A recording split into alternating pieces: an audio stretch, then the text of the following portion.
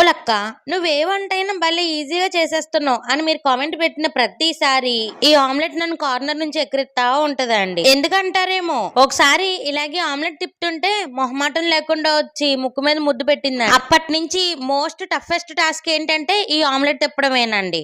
మళ్ళీ మొదలెట్టిందిరా ఇది. మమ్మల్ని ఇష్టంగా తింటారు, మళ్ళీ మా మీద పడే ఎడుతారు.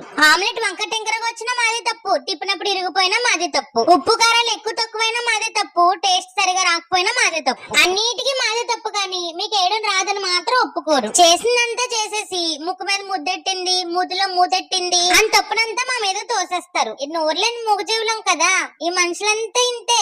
ఏం చేస్తాం, కలికాలం. ప్రతిసారి దీని ఎంట్రీ ఏంట్రా బాబు. ఇంతకీ చేసిన రెసిపీ పేరు చెప్పలేదంటారేమో. ఇది స్పినాచ్ ఆమ్లెట్ అంటండి. కాదు స్పినాచ్ అంటే పాలకూర కదా. స్పానిష్ ఆమ్లెట్ అంటండి. చేసిన వంట పేరేంటో కూడా తెలియదు దీనికి. అంటే అది